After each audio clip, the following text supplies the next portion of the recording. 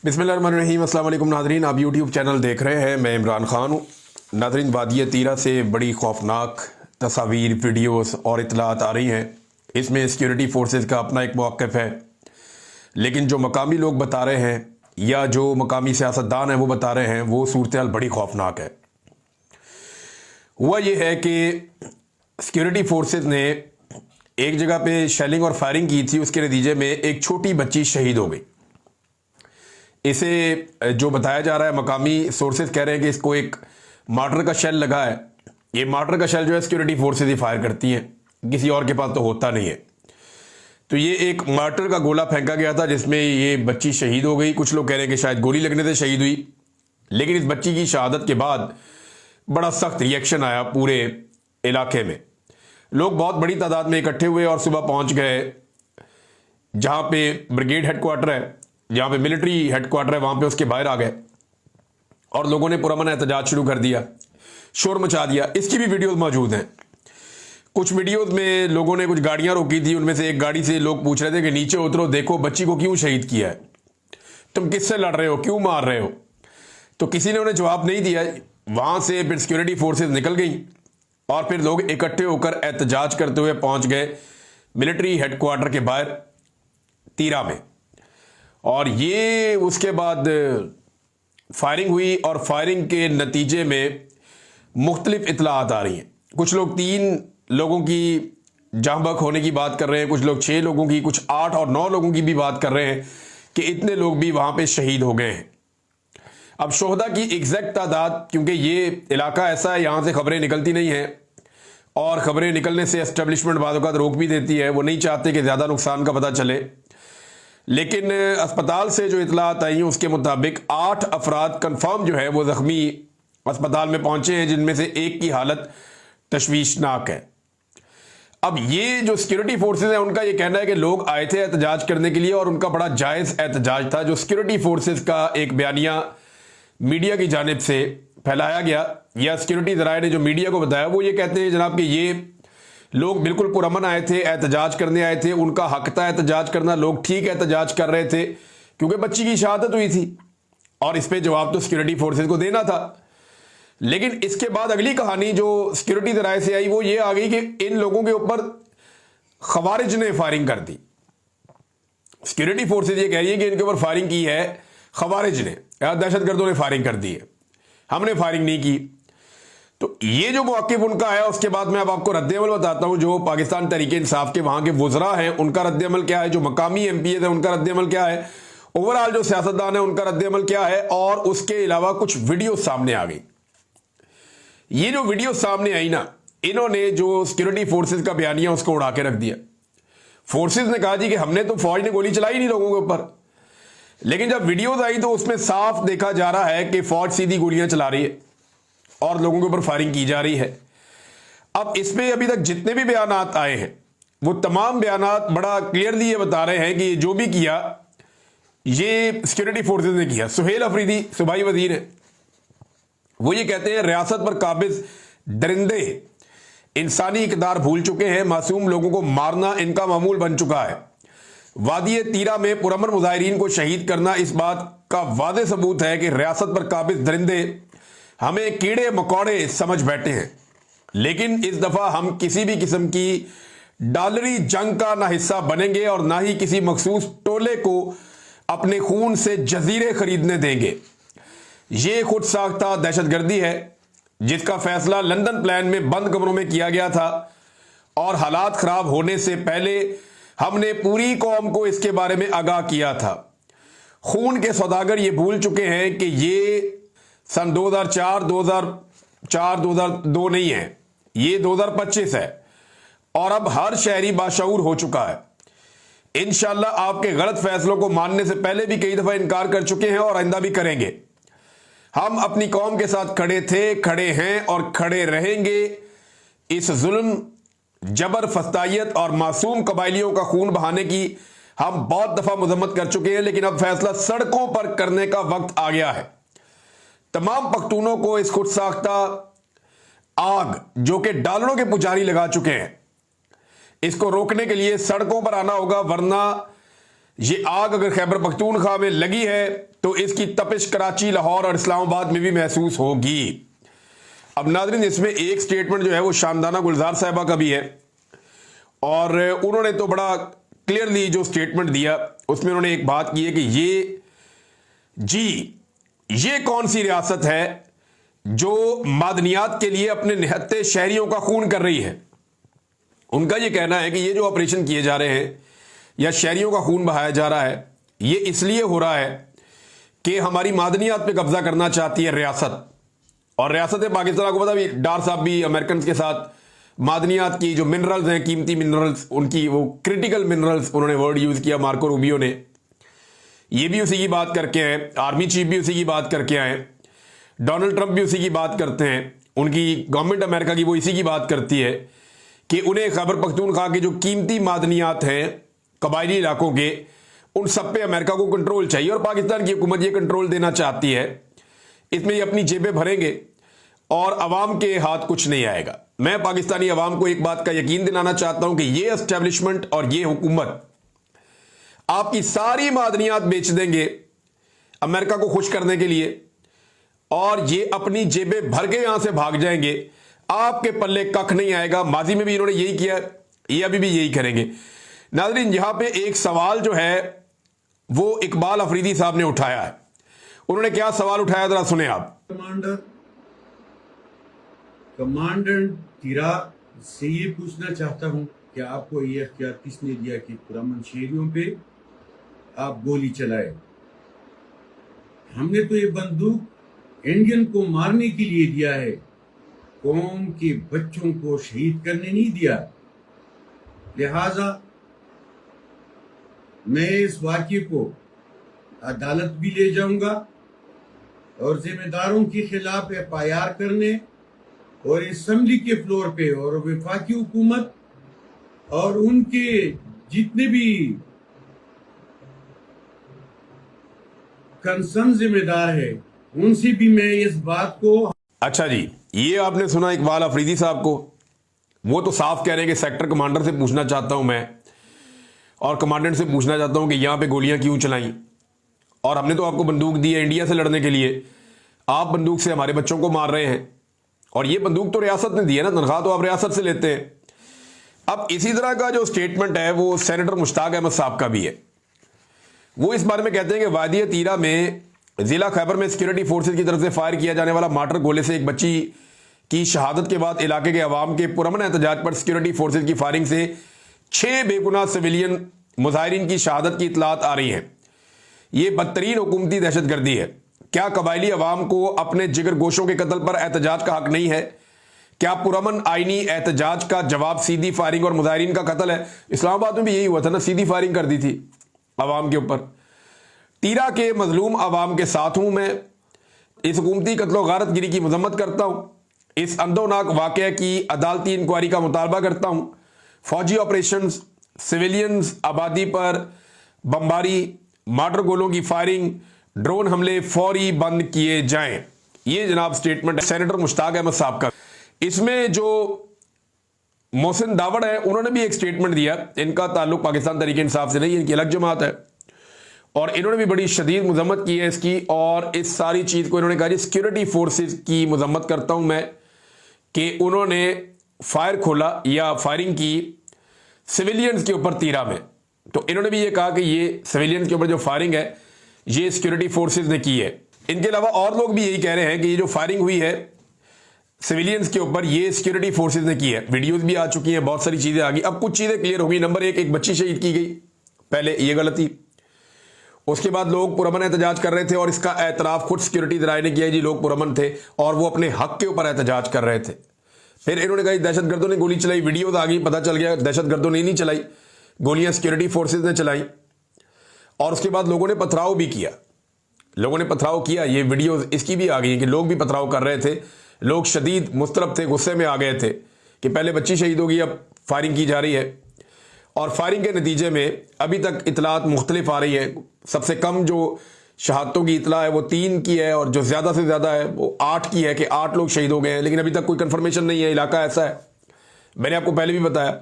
और जितने मकामी सियासतदान हैं जो वहां के लोकल सियासतदान हैं वो भी ये बता रहे हैं, अस्पताल जो लोग हैं वो भी ये बता रहे हैं कि सिक्योरिटी फोर्सेज ने फायरिंग की है। जो लोग जख्मी हैं वो खुद बता रहे हैं कि हमें गोली सिक्योरिटी फोर्सेज ने मारी है।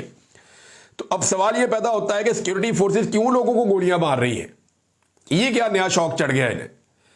एक तो पश्तून को उसके पूरे इमेज को तबाह किया जा रहा है। जो अभी एक ड्रामा हम देख रहे थे कराची में एक यूनिवर्सिटी का, उसमें शलवार कमीज़ें पहना के पश्तूनों की तरह दाढ़ियां रख के वो शो करते हैं जैसे ये दहशतगर्द है सारे। आप पूरे एक कल्चर को दहशतगर्द करार देने के तुले हुए हैं और उनको मारते चले जा रहे हैं। क्या उनका खून का रंग कोई और है?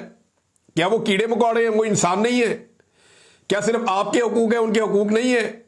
कि लाहौर में और कराची में किसी को कुछ नहीं होना चाहिए, रावलपिंडी में किसी को कुछ नहीं होना चाहिए, लेकिन यहां कोई पश्तून मारा जाता है तो मारा जाए, कोई बलोच मारा जाता है मारा जाए, कोई कोयटा का रहने वाला हमारा पश्तून मारा जाता है तो मारा जाए, कोई गरीब मारा जाता है, चलो पंजाब का भी तो वो भी मारा जाए। सिर्फ हक जो है वो पाकिस्तान में अशराफिया का है, यही इंसान है, अशरफुल मखलूकात सिर्फ ये हैं, बाकी सारे कीड़े मकोड़े हैं। ये नादरीन पाकिस्तान के साथ हो रहा है और पाकिस्तानियों के साथ लगातार किया जा रहा है। और जहां इन्होंने जाकर लड़ना है वहां लड़ने की इनमें सलाहियत ही नहीं है, वहां ये बात ही नहीं कर सकते, वहां इनका मुंह ही नहीं खुलता। मिसाल के तौर पे ये आप देखें स्टेटमेंट मोहसिन नकवी का, ये बदकिस्मती से पाकिस्तान का वजीर दाखिला है और इसका स्टेटमेंट देखें, ये एक एतराफ कर रहा है। एक्चुअली तो मैं इसको एक सरेंडर ही कहूंगा। वो ये कह रहे हैं जी हमने काफी कंसल्टेशन की है और उसके बाद हमने ये फैसला किया मिनिस्ट्री ऑफ फॉरेन अफेयर्स के साथ कि बलूचिस्तान की गवर्नमेंट के साथ भी हमारी बात हुई है और सिक्योरिटी एजेंसीज के साथ भी हुई है और ये डिसाइड हो गया है कि जो ज़ायरीन हैं जो ईरान जाते हैं ज़ियारतों के लिए, उन्हें इजाज़त नहीं दी जाएगी कि वो बलूचिस्तान की सरजमीन से ज़मीनी ट्रैवल करें। ये सबसे सस्ता रास्ता यही होता है कि ये अब बाई एयर ही जाएंगे। जो लोग कम पैसे देकर बाई रोड चले जाते थे वो अब नहीं जा सकेंगे। मोहसिन नकवी का जी फ्लाइटें बढ़ा देंगे, ये कर देंगे, वो कर देंगे, फैसिलिटेट करेंगे, लेकिन जो गरीब लोग बेचारे ज़ायरीन जाते थे वो अब नहीं जा पाएंगे। और ये एक बहुत बड़ा सरेंडर है मोहसिन नकवी का। मोहसिन नकवी की एक बात आपको याद दिलाऊं, ये वही मोहसिन नकवी है जो बहुत बड़े बड़े दावे किया करता था। इसी मोहसिन नकवी ने इन दहशतगर्दों के बारे में क्या कहा था, जरा ये सुने आप। ये मसला नहीं है, मैं आपको ये भी बता दूं, अभी हम ये बात कर रहे थे ऑपरेशन की, किसी ऑपरेशन की कोई जरूरत नहीं है। ये एक एसएचओ की मार है और आप देखेंगे ये एक एसएचओ की मार रहेंगे इंशाल्लाह ताला। इनके लिए कोई लंबी चौड़ी हमें साइंस करने की जरूरत नहीं है। ये दहशतगर्द हैं और दहशतगर्दों का मुकाबला करना हमारी सिविल आर्म फोर्सेज भी जानती है, हमारी आर्म फोर्सेज भी जानती है, हमारी पुलिस भी जानती है और इनका बंदोबस्त होगा। ये जब जाफर एक्सप्रेस वाला इंसिडेंट हुआ तो हमने खतरे की निशानदेही की, पाकिस्तान की मीडिया ने बताया, क्योंकि ये नया आदमी है मोहसिन नकवी, इसको आइडिया ही कुछ नहीं है कि वजारत दाखिला कहते चलती है, सिर्फ आर्मी चीफ से ताल्लुक है, तो ये आके वजारत दाखिला पे भी बैठ गया और पीसीबी पे भी बैठ गया, ताल्लुकात का फायदा उठा रहा है और क्या है। तो अब ये जो मोहसिन नकवी है इसने दावा किया कि एक एसएचओ की मार है दहशतगर्द। अब वो एसएचओ किधर है जिसकी मार थे दहशतगर्द? आज दहशतगर्दों से दहशतजदा होकर इन्होंने सरेंडर कर दिया कि हम भाई जमीनी रास्ते इस्तेमाल नहीं कर सकते। जब हम ये कह रहे थे कि बलूचिस्तान में नो गो एरियाज बन गए हैं, जब हम ये कह रहे थे कि बलूचिस्तान में कोई ट्रैवल नहीं कर पा रहा, तमाम शाहराहों के ऊपर कंट्रोल हो गया है उन लोगों का जो रियासत मुखालिफ हैं, जब हम ये बता रहे थे कि पाकिस्तान की गवर्नमेंट की रिट खत्म हो चुकी है बलूचिस्तान से, आज सिक्योरिटी फोर्सेज वहां पे टके टोक रही हैं और उनको बंद कर दिया गया है, उनके अपने कंटोनमेंट्स के अंदर वो बाहर निकल के गश्त नहीं कर पा रहे हैं, एक एसओपी के साथ वो चलते हैं। हालात जब हमने ये बताए थे कि इनका कंट्रोल चला गया है तो ये हमारे दुश्मन हो गए, इन्होंने कहा जी ये तो मुल्क के दुश्मन है। और आज उन्हीं हालात की वजह से ये ज़ायरीन को मना कर रहे हैं कि आप बाई रोड नहीं जा सकते। और ये कहता था कि एक एसएचओ की मार है सारे दहशतगर्द। किधर है वो एसएचओ? फील्ड मार्शल आपका अपना घर का आदमी है, फिर भी आप लोगों को कह रहे हैं जनाब जमीन से आपने नहीं जाना, हम आपको बाई एयर भेजेंगे। कल जब वहां पे खतरा हो जाएगा तो कहेंगे जी बाई एयर भी अब हम नहीं भेज सकते। ये एक्चुअली एक तरह का सरेंडर है जो हमारी रियासत ने दहशतगर्दों के सामने किया है और ये दहशतगर्दों की एक बड़ी कामयाबी है। वो ये रजिस्टर करने के लिए कामयाब हो गए जनाब कि ये रास्ता हम नहीं देते। और गोली किस पे चलाएंगे? जो निहत्था होगा, जो कमजोर होगा। बंदूक वाले से मुकाबला करें ना, निहत्ते आदमी को, कमजोर आदमी को, एक पॉलिटिकल पार्टी को, साबिक वजीर आजम को जो गोली नहीं चलाता, आगे से मारता नहीं, उसको पकड़ के अंदर बंद किया, उसकी बीवी को बंद किया हुआ है। इनका सबसे अच्छा शुगल ये है कि कमजोर आदमी को पकड़ो, उसको मारो। सबसे अच्छा इनका शुगल ये है जिससे ये बहुत खुश होते हैं, कमजोर को मारो, जो आगे से ना मारे उसको मारो, सहाफी को उठा लो, किसी शायर को उठा लो, किसी सियासतदान को उठा लो, इनको मारो, इनको जूते मारो, इनको रगड़ा दो, इनको गोलियां मारो। वो बच्चे बेचारे वादी तीरा में जब ये फायरिंग के विजुअल्स आ रहे थे तो वहां कुछ मनाजिर है कि बच्चे जमीन पर लेटे हुए, सहमे हुए और गोलियां चल रही हैं। आप अंदाजा करें कि सिक्योरिटी फोर्सेस गोलियां चला रही हैं, बच्चे जमीन पर लेट के अपनी जान बचा रहे हैं। किससे बचना चाहते हैं ये बच्चे? कौन इनके लिए खतरा बना हुआ है? तमाम जितने भी आपके वहां के मकामी सियासतदान हैं या मकामी अमायदीन हैं, आप किसी से भी बात कर लें, वो सारे एक ही बात कर रहे हैं, एक ही बात कर रहे हैं सारे लोग कि यार ये सिक्योरिटी फोर्सेस ने गोली चलाई और इन्हीं से हम लोग खौफजदा हैं और इन्होंने बच्ची को भी शहीद किया और उसके बाद जो लोग एहतजाज के लिए आए उन्हें भी इन्होंने शहीद किया और जख्मी किया। ये मकामी लोग कह रहे हैं। हालांकि सिक्योरिटी फोर्सेज के जराए इसका डिनाई दे रहे हैं। वो कहते हैं जी हमने नहीं मारा, वो कहते हैं जी ये तो खुद ही मर गए, इनको मार गए कुछ दहशतगर्द आके। भाई दहशतगर्दों ने भी मारा तो आपने तो बचाना था ना, तो आपने बचाने की बजाय क्या किया? बजाय बचाने के वहां पे और नुकसान कर दिया। इवन लोग आपके खिलाफ हो गए। ये नफरत नादरीन फैलती चली जा रही है, फैलती चली जा रही है। और इसका रीजन ये है कि एक आदमी को कंट्रोल करने के लिए ये अमेरिका को अपने मादनियात देना चाहते हैं कि अमेरिका हमसे खुश हो जाएगा तो इमरान खान के बारे में कोई किसी किस्म की पूछगछ नहीं होगी, हम जितनी मर्जी इंसानियों की पामालियां करेंगे, हमें इजाजत मिल जाएगी कि इमरान खान को दीवार के साथ और लगा के चुन दें दीवार में।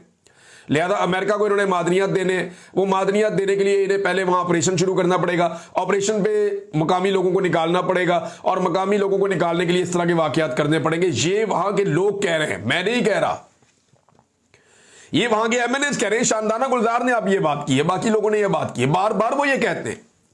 मुराद सईद ने इसके बारे में बात की है और ये एक 27वीं आईनी तरमीम आने वाली है। मैंने आपको आज से चंद दिन पहले ये बात बताई थी, अब बाकी सहाफी भी कह रहे हैं, बल्कि इसकी तस्दीक की है बड़े अच्छे सहाफी है हमारे एजाज सैयद साहब, उन्होंने भी, कि फजलुर रहमान साहब बड़ा अहम रोल प्ले करने वाले हैं ये मादनियात अमेरिका को देने के हवाले से। ये आईनी तरमीम में भी रोल प्ले करेंगे और वैसे भी जो घटिया रोल ये प्ले करेंगे अपनी मादनियात अमेरिका को देने के लिए, वो सबको आइडिया है। पता नहीं इन्होंने इस मुल्क में रहना नहीं है, इसकी हर चीज को बेच के ये भागने के चक्कर में पता नहीं क्या करना चाहते हैं। ये मेरी समझ से बाहर है। जिसने इस मुल्क के साथ रहना हो, जिसका मुस्तकबिल इसके साथ वाबस्ता हो, वो कैसे इस तरह की लुटमार का हिस्सा बन सकता है। और नाज़रीन, जब पाकिस्तान में दहशतगर्दी हो रही है ना, एक हफ्ते के अंदर पाकिस्तान के 3 मेजर फौज के शहीद हो गए। ये गुज़िश्ता चंद महीने जो है पाकिस्तान की फौज के लिए मुश्किल तरीन महीने दहशतगर्दी में लड़ाई के हवाले से। जब पाकिस्तान की फौज का मुश्किल तरीन वक्त है, जब लोग भी उनके खिलाफ हो गए, पाकिस्तानी जो है उनके अंदर और पाकिस्तान की फौज के बीच में खलीज पैदा हो गई है बदकिस्मती से, और वो मिलिट्री एस्टेब्लिशमेंट के फैसलों की वजह से हुई है। जब लोग अपने इलाकों में इनको ऑपरेशन करने से मना कर रहे हैं, जब फौजी लगातार शहीद हो रहे हैं, जवान शहीद हो रहे हैं, उस वक्त पाकिस्तानी फौज का जो सुप्रीम कमांडर है उसके शुगल चेक किए आपने? ये तस्वीर देखें आप, ये जनाब supreme commander of Pakistan forces Asif Ali Zardari ये केक काट रहे अपनी सालगिरह का। अंदाजा करें आप, ये अपनी सालगिरह मना रहे हैं, जनाब वजीर दाखिला इनके साथ खड़े हैं और ये मुख्तलिफ लोग आप देख रहे हैं दाएं बाएं। सुप्रीम कमांडर पाकिस्तानी फोर्सेस का अपनी सालगिरह का जश्न मना रहा है उस वक्त, और लोगों को अंग्रेजी में गाने सुनवा रहा है, रॉक बैंड्स की परफॉर्मेंसेज हो रही हैं, अखबारों के अंदर अवाम के पैसे से बड़े बड़े पूरे पूरे सफ़े के इश्तिहारात इनकी सालगिरह की मुबारकबाद के लगाए जा रहे हैं। सिंध हुकूमत ने अवामी पैसे से पूरे पूरे सफ़े के इश्तिहारात छाप दिए इनकी सालगिरह के। ना कोई अदालत पूछने वाली है, ना कोई और पूछने वाला है, अपोजिशन को वैसे ही दीवार से चुन दिया इन्होंने। ये सब कुछ उस वक्त हो रहा है जिस वक्त क्या हो रहा है, जिस वक्त पाकिस्तान में फौजी शहीद हो रहे हैं और सुप्रीम कमांडर इंजॉय कर रहा है। ये जनाब इनकी प्रायोरिटीज है। एक चीज मैं आपके सामने और रखता हूं कि पाकिस्तान का ना असल मसला क्या है। हम इधर उधर भागते रहते हैं, मसले की जड़ की तरफ आना चाहिए और हमें पता करना चाहिए कि एक्चुअली हमसे गलती होती कहां पे। ये नाज़रीन, मैं आपको एक बंदा है, इसकी एक ऑडियो सुनाता हूं। और ये साहब जो हैं ये मियां अजहर शाद हैं और ये लाहौर चैम्बर से इनका ताल्लुक है, और इन्होंने क्लास ले ली है वफाकी हुकूमत की एक मीटिंग में, बजट के हवाले से और बाकी चीजों के हवाले से इनके तहफ़्फ़ुज़ात हैं। अब ये क्या कह रहे हैं जरा पहले आप ये सुन लें। अपने मिनिस्टर साहब की बात बड़ी खूबसूरत लगी, इकबाल हसन साहब की, कि माफियाज है, तो सर हमारी सियासत में भी तो माफियाज हैं जो 40 साल से एक ही जगह पे बैठे हैं। आईपीपी का 24,000 अरब रुपए का नुकसान हो गया है, ये माफियाज नहीं तो किया है।